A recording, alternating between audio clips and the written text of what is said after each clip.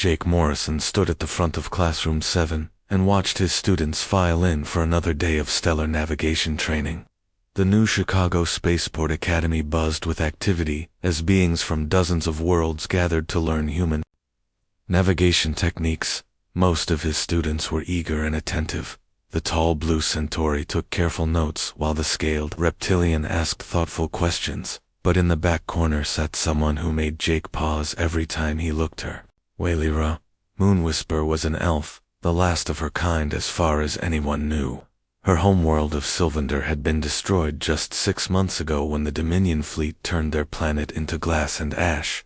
She was young for an elf at only 150 years, but her large violet eyes held the weight of someone who had seen too much death. Jake had tried reaching out to her before, but she barely spoke above a whisper.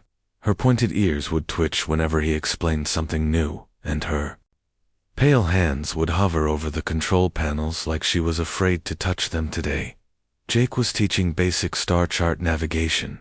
He pulled up a holographic display of the local star cluster and began explaining how human ships used quantum computers to calculate jump routes through hyperspace. The other students leaned forward and watched as Jake manipulated the three-dimensional map, showing trade routes between Earth and the outer colonies. But when he glanced at Lyra, he saw her staring out the window at the real stars visible in the afternoon sky. After the lesson ended, Jake watched his students pack up their data tablets and file out. Most chatted excitedly about the upcoming practical exams, but Lyra lingered behind. She approached the holographic display that still showed the star map and reached out. Tentatively, Jake pretended to organize his teaching materials while keeping an eye on her. Lyra touched the controls and the star map flickered. The holographic stars danced erratically before the whole display collapsed into static. She jerked her hand back like the console had burned her. The other instructors had given up on Lyra weeks ago. Admiral Lisa Chen had even suggested she might be better suited for manual labor instead of technical training, but something about the way Lyra looked at the stars made Jake think there was more to her struggles than simple inability. Jake walked over to where she stood staring at the dead display. Her shoulders were tense, and he could see her hands shaking slightly. He reached past her and reactivated the star chart. The familiar constellation pattern of the local sector appeared in soft blue light. Lyra stepped back, but Jake noticed she was studying the display intently. Jake began explaining the navigation system again, but this time he spoke directly to Lyra instead of addressing the whole class. He showed her how human computers calculated the safest routes between stars and how they compensated for gravitational fields and solar winds. Lyra listened, but her expression remained confused. When Jake asked if she understood, she nodded, but he could tell she was just being polite. Tried a different approach. Instead of focusing on the technical specifications, he asked Lyra how her people had navigated between stars before the war. For the first time since Jake had known her, Lyra actually looked directly at him. Her voice was soft but clear. When she finally spoke, her people had not used computers or instruments. Instead, they felt the currents of space itself. Each star sang with its own frequency, and skilled navigators could hear the harmonies that connected different systems. They read the stellar winds like humans read maps, and they could sense the gravitational tides that flowed between massive objects. Jake realized why Lyra struggled with human navigation methods. Her people approached space travel as an art form that required intuition and natural sensitivity. Human navigation was purely mathematical and technological. The two approaches seemed completely incompatible, but Jake had spent years flying cargo ships through dangerous regions of space. He knew that sometimes the instruments failed, and pilots had to rely on instinct and experience. Maybe there was a way to bridge the gap between elven intuition and human technology. Jake suggested they meet after regular classes for additional tutoring. Lyra seemed surprised that anyone would want to spend extra time helping her, but she agreed. Over the next few weeks, Jake discovered that Lyra was far from stupid. When he presented navigation problems in terms of stellar music and cosmic flows instead of mathematical equations, she grasped concepts that had taken other students months to learn. Lyra explained that her homeworld had been surrounded by dangerous void storms that could tear apart any ship that entered them unprepared. Only elven navigators trained from childhood could guide vessels safely through the chaotic energy fields. Jake learned that Lyra had been a navigator princess, destined to guide the great ships of her people across the galaxy. But the Dominion attack had come without warning. Their plasma bombardment had lasted for 3 days, until nothing remained of Sylvander, except radioactive debris. Lyra had been off-world studying at a diplomatic academy when her homeworld died. She was one of perhaps a dozen elves who survived, and she carried the weight of being among the last of her people. As Jake got to know Lyra better, he realized that her struggle with human navigation systems was not about intelligence, it was about grief and survivor guilt. She felt like she was betraying her heritage by learning alien techniques. Jake began developing new teaching methods that honored elven traditions, while incorporating human technology. He showed Lyra how computer calculations could enhance her natural abilities. Instead of replacing them slowly, Lyra began to respond. The trembling in her hands stopped, and she started asking questions during their private sessions. Jake could see her confidence growing as she realized that learning human methods did not mean abandoning her cultural identity. Commander Kate Sullivan began noticing the changes in Lyra during regular classes. The young elf was participating more, and her test scores were improving dramatically. Other instructors started asking Jake about his teaching techniques, but Admiral Chen remained skeptical of any approach that relied on alien intuition. Jake knew that Lyra would face a major test soon. The practical navigation exam would require students to pilot simulated ships through complex scenarios using standard human equipment. But Jake had an idea that might help Lyra succeed while staying true to her heritage. He spent extra time helping Lyra understand how to translate her intuitive readings into data that human computers could process. It was like teaching someone to speak 2 languages at once. But Lyra was a quick learner once she understood the principle. The other students in the class had begun to notice Lyra more as well. Most were supportive, but a few seemed resentful that Jake was giving her special attention. Some whispered that elves were getting unfair advantages because of their tragic history. Jake ignored the complaints. He had seen too many talented beings fail because the academy was too rigid in its teaching methods. Every species had different strengths and learning styles. A good instructor found ways to help each student succeed, rather than forcing everyone into the same mold. As the weeks passed, Jake realized that his tutoring sessions with Lyra were changing him as well.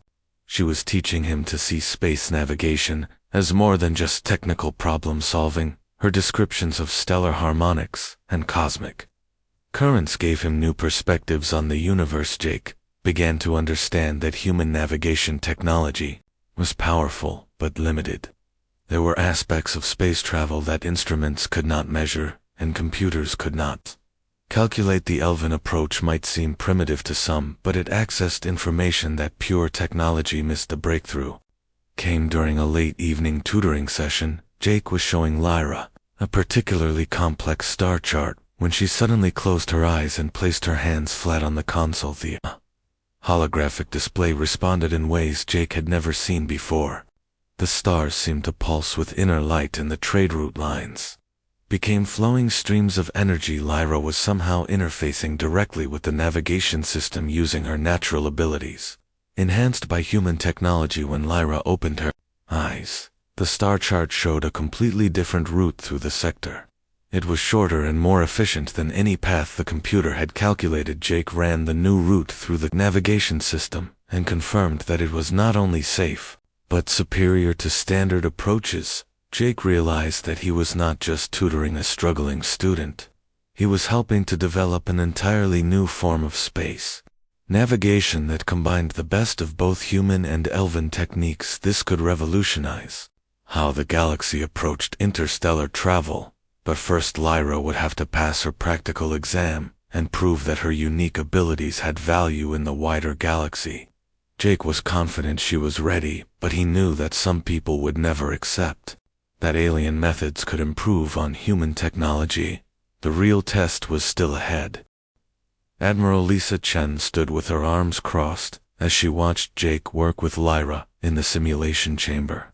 The stern military officer had built her career on discipline and standardization. She did not approve of Jake Morrison and his unconventional teaching methods. Chen believed that aliens coming to human academies should adapt completely to human ways. Mixing alien techniques with proven human technology was dangerous in her opinion. It created confusion and unreliable results. She had been watching Jake for weeks, and she did not like what she saw. The instructor was allowing an elf to contaminate proper navigation procedures with mystical nonsense. Chen had fought in the Dominion War, and she knew that victory came from superior technology and rigid training, not from alien superstitions. Jake could feel Chen watching him, but he continued working with Lyra. The young elf was making remarkable progress in their private sessions. She could now interface with human navigation systems in ways that enhanced their capabilities, rather than conflicting with them. Lyra had also made an unlikely friend. Zaraketh was a reptilian who had deserted from the Dominion forces during the war. The scaled being was older than most students, and carried herself with the confidence of someone who had seen real combat. Zara had initially been suspicious of the elf, since Dominion propaganda had portrayed all non-human species as inferior, but watching Lyra work had changed her perspective. The reptilian now defended Lyra against other students who questioned whether aliens deserved special treatment. The practical examination was scheduled for the following week. Students would pilot simulated ships through various scenarios, including asteroid fields, nebula navigation, and emergency situations. The test was designed to evaluate technical competence using standard human equipment. Jake knew that Lyra was ready, but he worried about how the examiners would react to her unique methods. Admiral Chen would be one of the judges, and she had already made her disapproval clear. Commander Kate Sullivan supported Jake, but she had to balance academy politics with educational innovation. The night before the exam, Jake found Lyra sitting alone in the observation deck, looking out at the stars. The academy orbited Earth, and the view of the homeworld was spectacular, but Lyra seemed lost in thought. Jake sat beside her and asked if she was nervous about the test. Lyra admitted that she was afraid of failing, not because she doubted her abilities, but because she represented her entire people. If she failed, it would confirm human suspicions that elven methods were worthless. Jake reminded Lyra that she had already proven herself. During their training sessions, her hybrid approach to navigation was superior to either pure human technology or traditional elven techniques alone. The combination of intuitive sensitivity and computational power opened up possibilities that neither species had achieved independently. The morning of the practical exam arrived, and students gathered in the simulation center. Each would pilot a virtual ship through scenarios designed to test different aspects of navigation skill. The human students relied on their computer training, while the few alien students used modified versions of human techniques. Lyra entered her simulation pod, and Jake watched from the observation room. Alongside other instructors, Admiral Chen sat with her tablet ready to record every mistake, while Commander Sullivan observed with professional interest. The first scenario was basic asteroid field navigation. Most students plotted safe courses using computer calculations and took their time to avoid collisions. Their routes were efficient and technically correct. When Lyra began her run, she closed her eyes for a moment and placed her hands on the navigation console. The virtual ship responded immediately, diving into the asteroid field on a trajectory that made several instructors gasp. But Lyra was not reckless. Her ship danced between the massive rocks with impossible precision. She seemed to anticipate every gravitational shift and momentum change. The route she took was shorter and faster than any other student had attempted. Admiral Chen frowned and made notes, while other instructors watched in amazement. Lyra was not just avoiding the asteroids. She was using their gravitational fields to accelerate her ship and conserve fuel. The second scenario was nebula navigation, Where sensor interference made conventional instruments unreliable, most students proceeded, cautiously using backup systems and redundant calculations. Several got lost in the dense gas clouds and had to approached the nebula differently. Instead of fighting the sensor interference, she seemed to embrace it. Her ship moved through the colorful gases, like it was following invisible pathways that only she could see. Jake realized that Lyra was reading the magnetic fields and particle streams within the nebula. Her elven sensitivity allowed her to navigate using information that human instruments could not detect. She was turning the nebula from an obstacle into a navigation aid. The final scenario was an emergency situation where the ship computer systems failed and students had to navigate using minimal instruments. This was designed to test problem-solving skills under pressure. Most students struggled with the emergency scenario. They had been trained to rely on their computers, and when those systems failed, they had difficulty adapting. Several students failed this test completely, but for Lyra, the computer failure was almost an advantage. She switched to pure elven navigation techniques, and her ship moved through space like it was alive. Her course was not only safe, but elegant, showing an understanding of cosmic forces that impressed even skeptical instructors. When the simulation ended, Lyra had achieved the highest score in Academy history. Her performance was not just technically correct, it was artistically beautiful. She had transformed navigation from mechanical calculation into something approaching dance.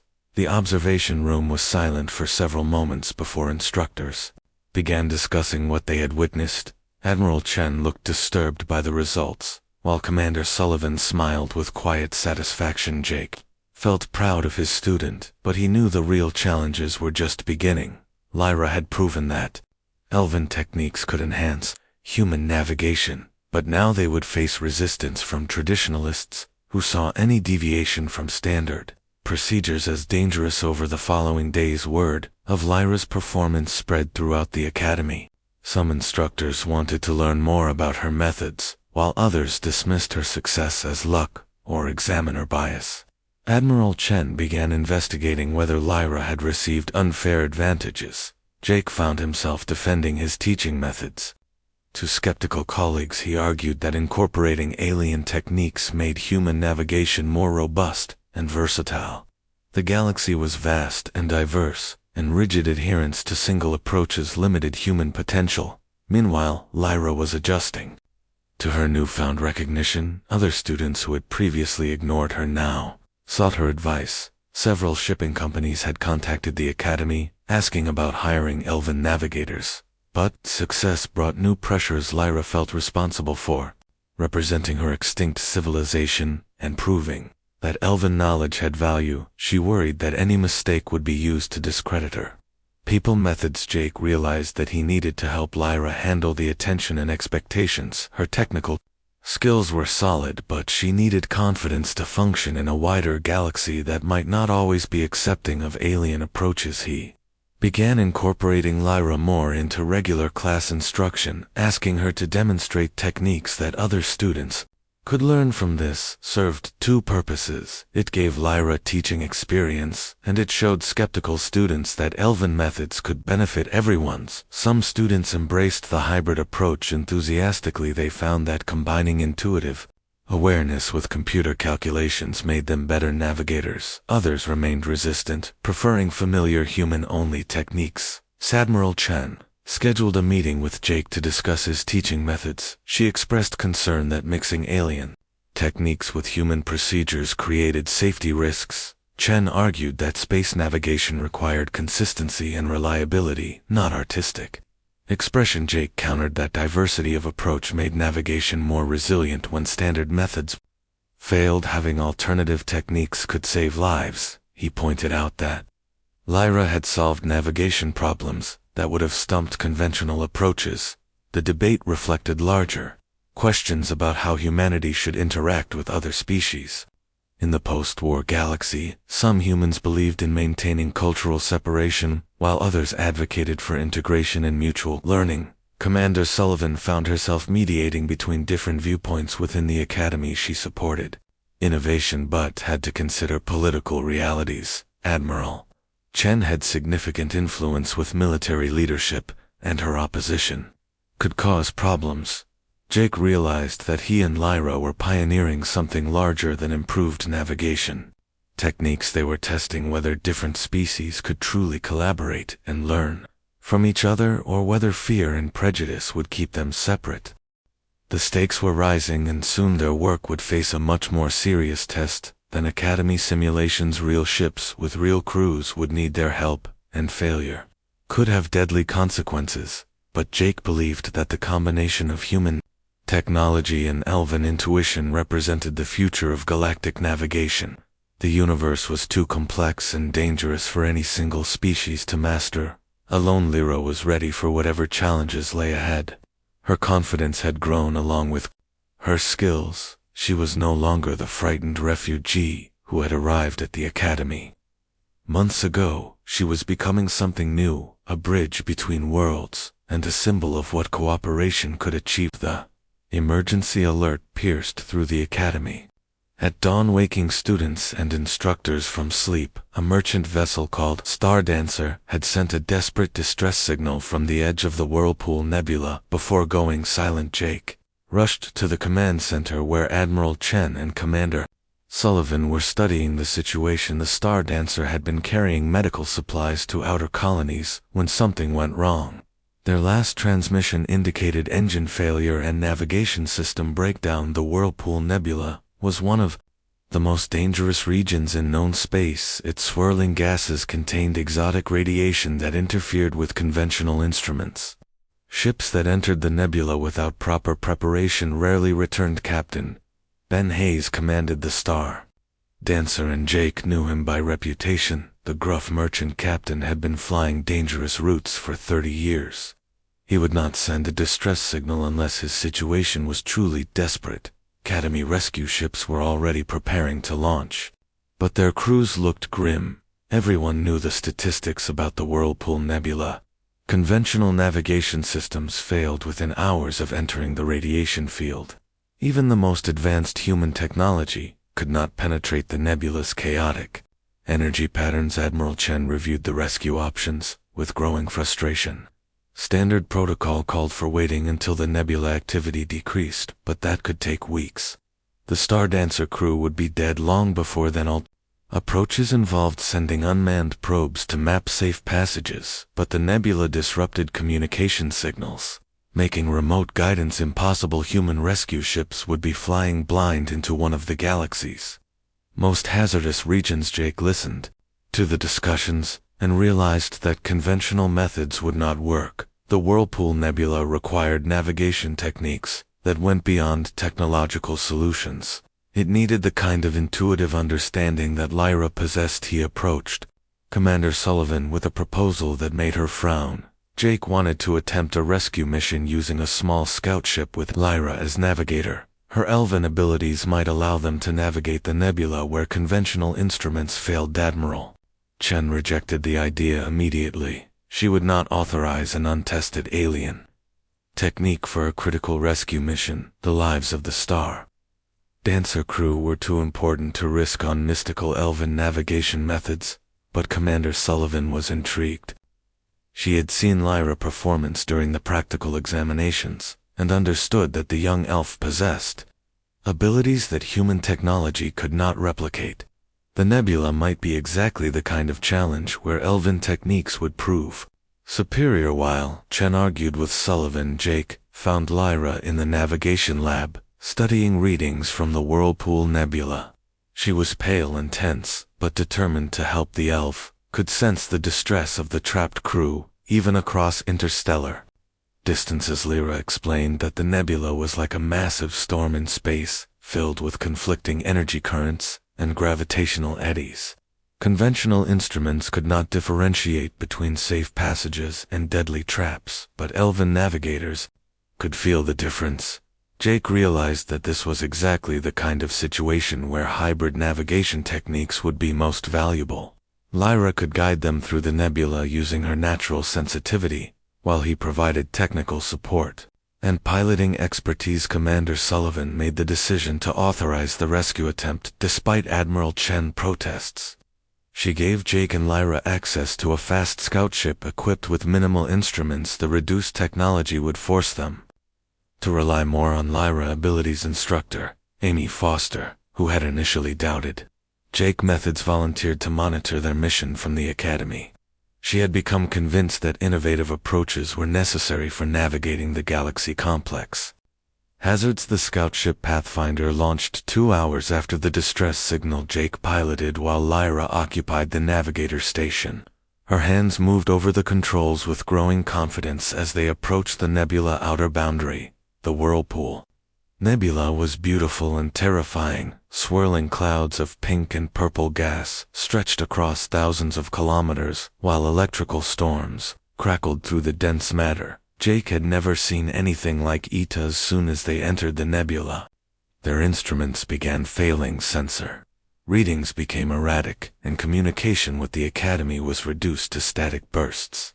Jake felt blind and vulnerable, but Lyra seemed to come alive. The elf closed her eyes and extended her consciousness into the surrounding space. She began describing what she sensed: currents of charged particles flowing between magnetic field lines, gravitational wells created by dense gas pockets, and safe channels where the radiation was less intense. Jake followed Lyra's directions even when they seemed to contradict his piloting instincts. She guided him away from regions that appeared empty but were actually filled with deadly radiation, and toward areas that looked dangerous but were relatively safe. Journey through the nebula took 4 hours of tense navigation. Jake watched in amazement as Lyra anticipated every hazard and found passages that no human navigator could have detected. She was reading the nebula like a three-dimensional map written in forces that conventional instruments could not measure. They finally detected the Star Dancer drifting near the nebula core. The merchant ship was badly damaged with engine failures and life support running low. Captain Hayes and his crew of 12 were alive, but they would not survive much longer. Jake maneuvered the Pathfinder alongside the larger ship and established docking connections. The Star Dancer crew was grateful, but skeptical when they learned their rescuers included an elf navigator. Most humans still doubted alien navigation techniques. Captain Hayes was a practical man who cared more about results than methods. When he learned that Lyra had guided them through the nebula, he became one of her strongest supporters. The gruff merchant captain had flown dangerous routes his entire career, and he recognized skill when he saw it. The return journey was even more challenging because the Pathfinder was overloaded with rescued crew members. Jake had to pilot more carefully, while Lyra guided them through passages that were barely wide enough for their ship. They emerged from the Whirlpool Nebula 12 hours after entering to find Academy rescue ships waiting at safe distance. The conventional rescue fleet had been unable to penetrate even the outer edges of the nebula, but Jake and Lyra had successfully completed a mission that many considered impossible. News of the rescue spread quickly through the Academy and beyond. Captain Hayes gave interviews praising Lyra's abilities and advocating for hybrid navigation techniques. The merchant captain had influence with shipping companies, and his endorsement carried significant weight. Admiral Chen was forced to acknowledge the mission's success, but she remained skeptical of alien navigation methods. She argued that the rescue had been dangerous and unreliable, even though it had worked. This time Commander Sullivan disagreed. The rescue proved that innovative approaches could solve problems that traditional methods could not handle. She began planning curriculum changes that would incorporate elven techniques into regular navigation training. Jake found himself somewhat famous as news services picked up the story of the Whirlpool Nebula rescue, but he consistently deflected credit to Lyra, emphasizing that her unique abilities had made the mission possible. The rescue had transformed Lyra from a struggling student into a galactic hero. Shipping companies and military contractors began contacting the Academy asking about hiring elven navigators. The young elf who had once trembled at navigation consoles was now in high demand. More importantly, the successful rescue had proven that different species could contribute unique, valuable capabilities to galactic civilization, human technology, and elven intuition. Working together had achieved something neither could accomplish alone. Jake realized that their work was just beginning. The rescue had demonstrated the potential of hybrid navigation. But there were still many skeptics who needed convincing. The galaxy was vast and dangerous, and it would require cooperation between all species to explore and settle safely. Lyra had found her place in the wider galaxy, and her confidence continued to grow. She was no longer just a refugee from a destroyed world. She was a pioneer, opening new possibilities for space navigation and interspecies cooperation. The real test had been passed, but Jake knew that greater challenges and adventures lay ahead. The rescue was only the beginning of a revolution in how the galaxy approached the mysteries of space. Travel 3 weeks after the Whirlpool Nebula rescue. Jake Morrison had become something of a celebrity in navigation circles. News services across the galaxy reported the story of the human instructor and elven student who had revolutionized space travel using hybrid techniques. But Jake consistently deflected attention to Lyra Moonwhisper. The young elf had transformed from a struggling refugee into the most sought-after navigation consultant in known space. Shipping companies offered enormous contracts, while military organizations requested her services for dangerous missions. Lyra handled the attention with growing confidence, but she remained grateful to Jake for believing in her when everyone else had given up. Her pointed ears would flush purple whenever reporters asked about her success, and she always mentioned her human mentor first. The academy had changed as well. Commander Sullivan implemented new curriculum requirements that included elven navigation techniques alongside traditional human methods. Even skeptical instructors began incorporating intuitive awareness training into their classes. Admiral Chen had been quietly transferred to a different command after her resistance to innovative methods became a political liability. The military leadership recognized that hybrid navigation techniques offered significant advantages, and they wanted officers who embraced rather than opposed such developments. Jake found his teaching methods were now being studied and copied at academies throughout human space. He received invitations to speak at conferences and consult with major corporations, but he preferred working directly with students and continued his regular classes. Lyra had moved from the basic navigation program into advanced courses, where she helped develop new techniques that combined multiple species approaches. The academy recruited instructors from different worlds, creating the most diverse faculty in galactic history. Helen Ward, the academy's xenobiologist, had begun studying elven physiology to understand how their enhanced spatial awareness worked. Her research suggested that elven brains processed gravitational and magnetic field information differently than human minds. The breakthrough had implications beyond navigation. If scientists could understand how elven consciousness interfaced with cosmic forces, they might develop technologies that enhanced human capabilities or created entirely new forms of space exploration. Meanwhile, Lyra was adjusting to her new status as a galactic pioneer. Other elven survivors began contacting her, seeking to learn navigation techniques that honored their heritage while embracing modern technology. She became an unofficial leader of the scattered elven diaspora, but success brought pressures that Lyra had not expected. Reporters constantly requested interviews while companies competed to hire her services. She felt overwhelmed by the attention and worried about living up to expectations. Jake noticed that Lyra seemed stressed despite her achievements. The young elf was working long hours and rarely relaxed. He suggested that she needed to celebrate her accomplishments rather than constantly focusing on the next challenge. Lyra agreed, but admitted she was not sure how to celebrate. In human fashion, elven traditions involved complex ceremonies that honored ancestors and cosmic harmonies, but such rituals seemed inappropriate for her current situation. Ruby Martinez entered the conversation with perfect timing. Lyra, human roommate, was known throughout the academy for her enthusiasm and party planning skills. The cheerful brunette had been watching Lyra struggle with fame and decided intervention was necessary. Ruby suggested a proper celebration to honor Lyra's achievements and thank Jake for his mentorship. She would organize a gathering that combined elven traditions with human party customs, creating something unique and memorable. Lyra was hesitant about drawing more attention, but Ruby convinced her that celebration was important for mental health. The party would be private, involving only Academy friends and supporters rather than reporters or business representatives.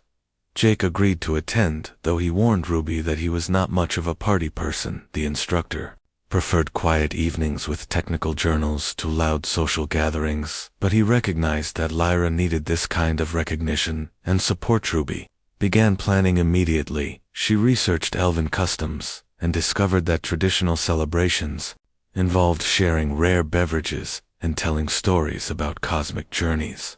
The human woman decided to incorporate these elements into a proper party. The challenge was finding appropriate beverages for an elven celebration. Most human alcohol was too weak to affect elven physiology, while traditional elven drinks were unavailable. Since Sylvander destruction, Ruby needed something special. Through her contacts in the shipping industry, Ruby located a dealer who specialized in exotic beverages.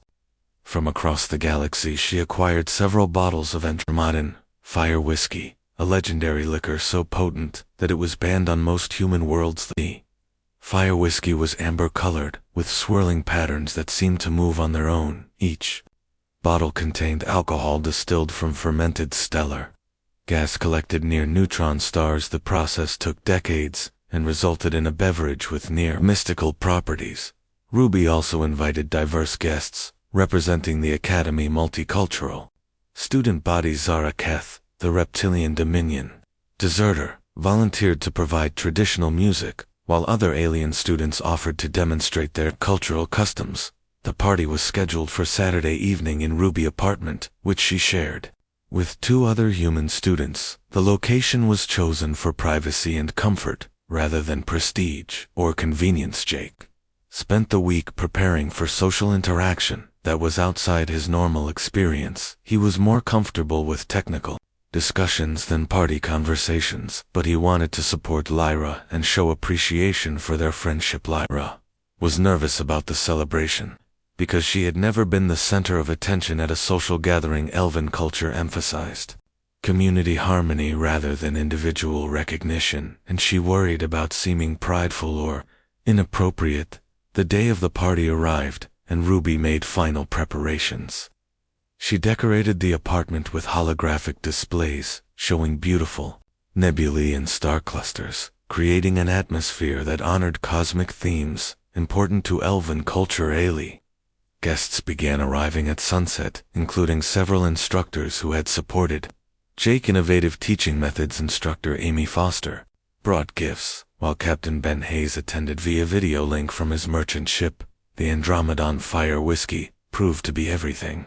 Ruby had hoped the amber liquid glowed with inner light and produced a warm sensation that spread through drinkers' bodies. Human guests found 1 small glass sufficient, while Lyra could handle much larger quantities. As the evening progressed, the party grew beyond Ruby's original plans. Word spread through the Academy alien student population, and beings from dozens of worlds began arriving.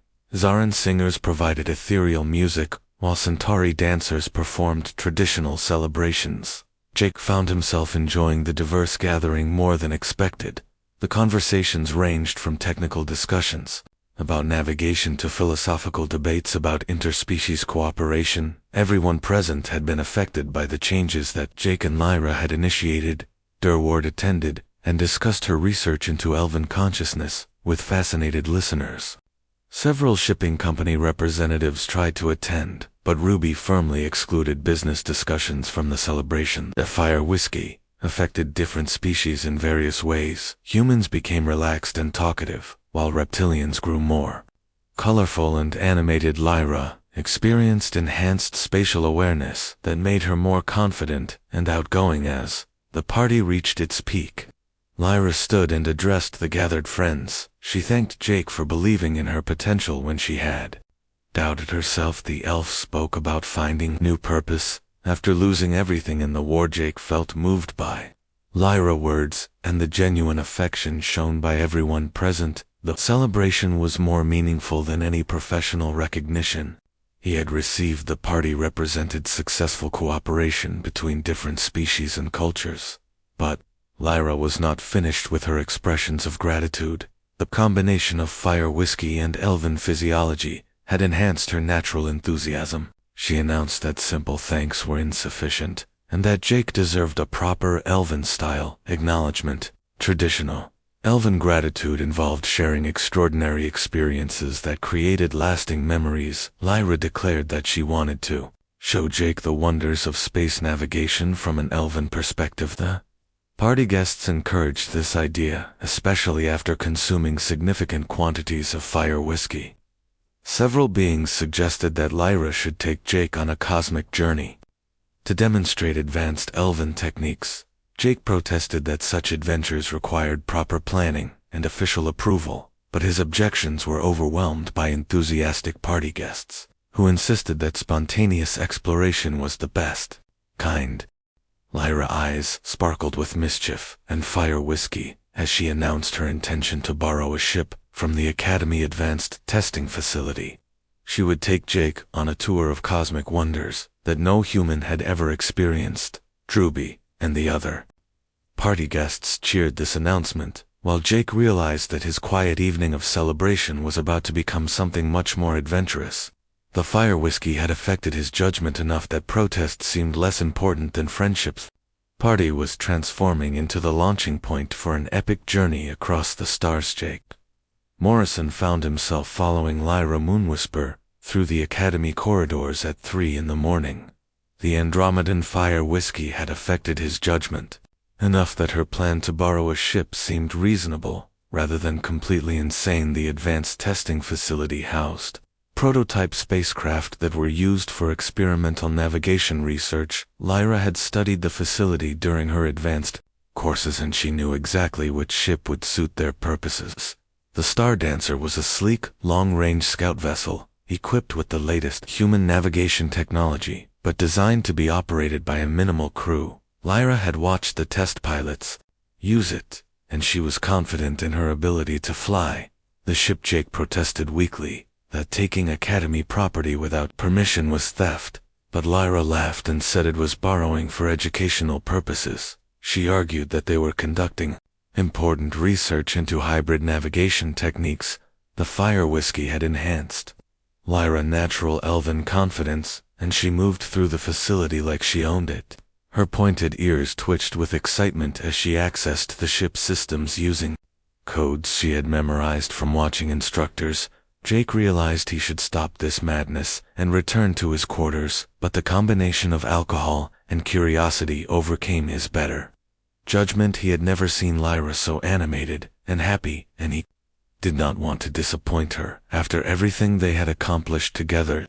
The Star Dancer responded to Lyra's touch like it had been waiting for her. The ship systems activated smoothly, and the navigation displays showed star charts covering half the galaxy. Lyra settled into the pilot's seat with obvious pleasure. She explained her plan while the ship powered up.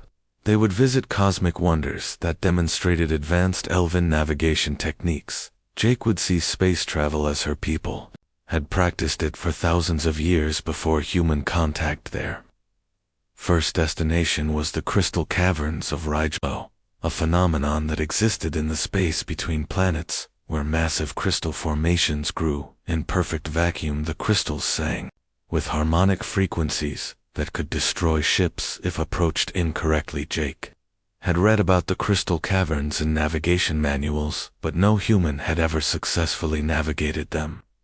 The harmonic resonances were too complex for conventional instruments to analyze, and the slightest miscalculation would shatter both crystals and ship. The Star Dancer launched from the Academy without triggering security systems because Lyra had programmed a training flight plan that would not be questioned until morning. By the time anyone realized they were missing, the ship would be light years away as they jumped into hyperspace.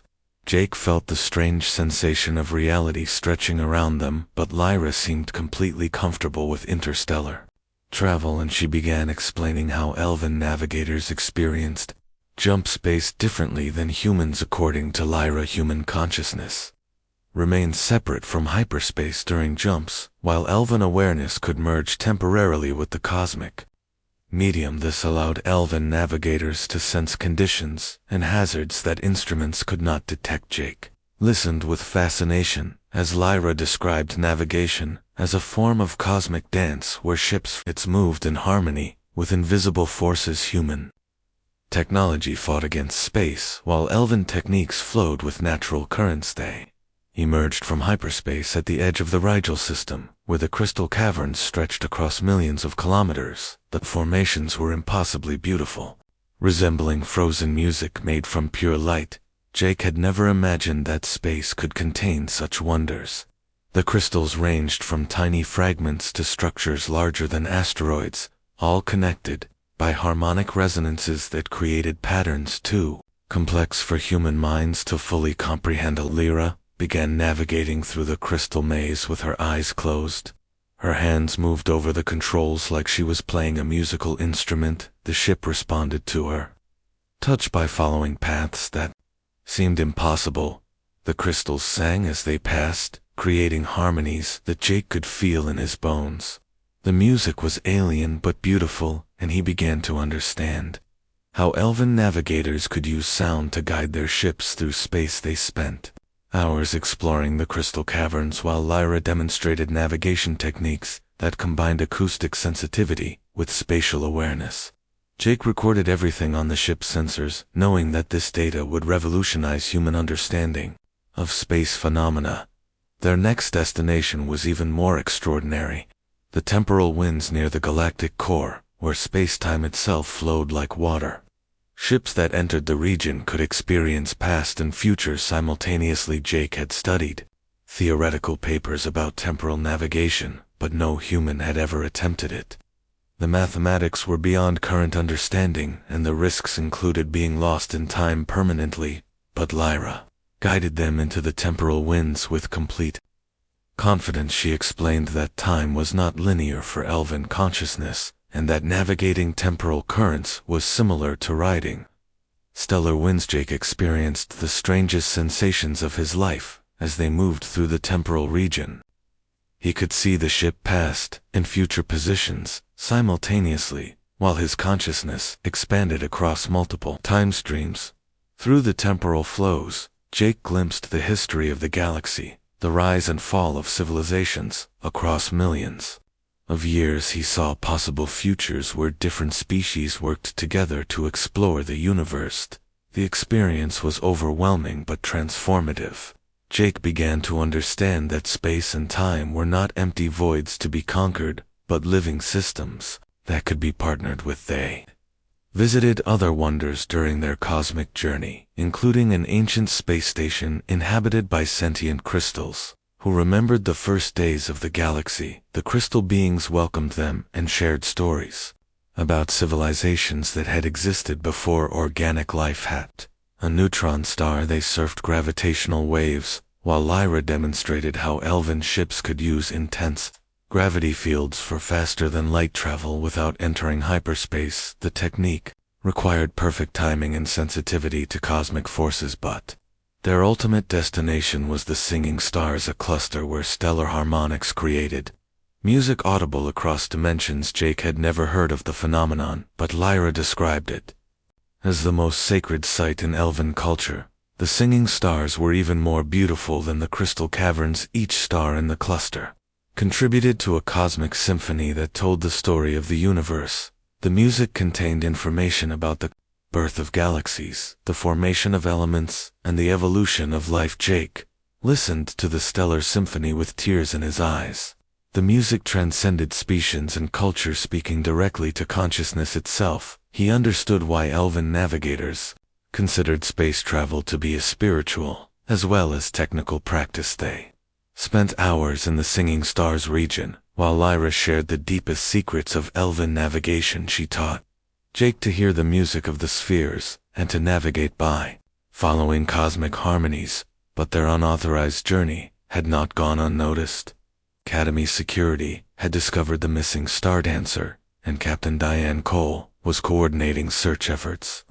Multiple systems had reported unusual ship activity. Emergency communications reached them. As they prepared to leave the Singing Stars, Captain Cole's voice was stern as she ordered their immediate return.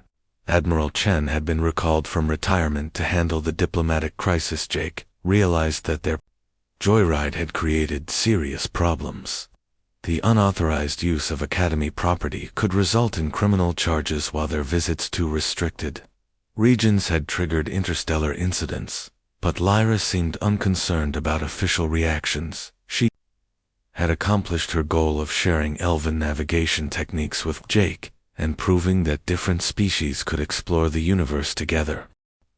The return journey to Earth took several hours and gave Jake time to process everything he had experienced. The cosmic wonders they had visited would change his understanding of space navigation. Forever they had demonstrated that elven techniques could access regions of space that human technology could not reach. The combination of human instruments and elven sensitivity opened up exploration possibilities that neither species could achieve. Alone when they docked at the Academy, they found Captain Cole waiting with a full security team. Both Jake and Lyra were immediately placed under arrest, while investigators examined the Stardancer for damage, but news of their journey had already begun spreading. Captain Hayes and other supporters defended their actions, while shipping companies expressed interest in the navigation techniques they had demonstrated. The disciplinary hearings lasted for days with testimony from dozens of witnesses. Admiral Chen demanded severe punishment while Commander Sullivan argued for leniency. The case attracted galactic media attention. In the end, Jake and Lyra received only minor penalties. The positive publicity and scientific value of their discoveries outweighed the rule violations. They were suspended from regular duties for 2 weeks and required to complete additional safety training. More importantly, their Joyride had demonstrated the potential of interspecies cooperation. The Academy created new programs, specifically designed to develop hybrid navigation techniques, combining human technology with alien methods. Jake and Lyra became partners in a consulting firm that specialized in dangerous navigation missions. Their techniques prevented numerous ships from being lost in cosmic hazards while opening new regions for exploration. Admiral Chen quietly retired permanently, while Commander Sullivan received promotion to Regional Academy Director. The military leadership recognized that innovation required supporting unconventional approaches rather than punishing them. 6 months later, Jake and Lyra ran the most successful navigation school in the galaxy. Their students came from dozens of species and learned techniques that no single culture could have developed. The story ended with Jake and Lyra planning their next research expedition, this time with proper authorization and a diverse crew of students eager to explore the cosmic wonders that awaited discovery there. Friendship had transformed both their lives and revolutionized galactic navigation. The universe was vast and full of mysteries, but cooperation between different species made exploration possible.